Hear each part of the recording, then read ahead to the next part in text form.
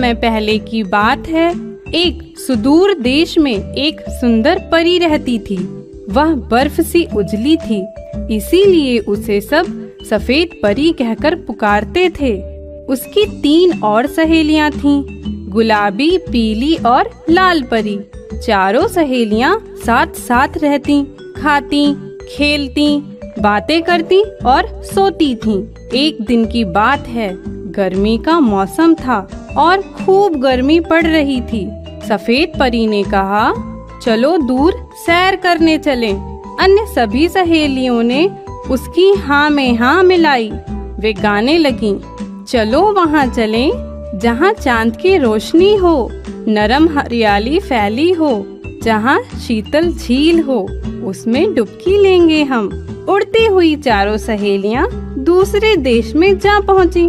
उस देश का नाम हरमन था। नील देश में फूलों के बहुत से बगीचे थे। परियों ने देखा, बगीचे के बीच एक सुंदर महल है और पास में ही एक झील है। चारों परियां गुलाब के एक बाग में उतरीं। वहाँ हरी हरी मुलायम घास थी। घास पर लेटकर परियों ने अपनी थकान दूर की। फिर वे फूलों के बीच खेलने लगीं। उन्हें खूब मजा आ रहा था। पीली परी ने कहा, अब तो मैं बहुत थक गई हूँ, चलो झील में डुबकी लगाएं। सफेद परी बोली। चारों सहेलियां नीली झील की ओर उड़ चलीं। गुलाब का यह बाग हरमन देश के राजकुमार का था। राजकुमार प्रातः यहाँ टहलने आता था। उस दिन जब राजकुमार वहाँ आया तो उसे बहुत आश्चर्य हुआ। उसने देखा ढेर सारे गुलाब खिले हैं, उनकी सुंदर खुशबू फैली है, रंग बिरंगे पंख रखे हैं। वह समझ गया यह सब परियों का जादू है। सुबह होने लगी तो परियों को घर लौटने की याद आई। वे झील से निकलीं। राजकुमार ने सफेद परी को देखकर कहा, आह कितनी सुंदर है, यह उड़ ना जाए। यह सोचकर उसने परियों के पंख छिपा लिए।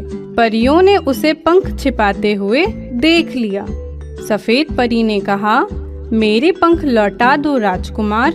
राजकुमार ने पंख लौटाने से मना कर दिया और कहा, तुम मुझे बहुत अच्छी लगती हो, चलो मेरे साथ खेलो। परी ने राजकुमार को देखा, उसे वह बहुत अच्छा लगा। परी ने धीरे से कहा, राजकुमार, मैं अपनी सहेलियों को नहीं छोड़ सकती हूँ।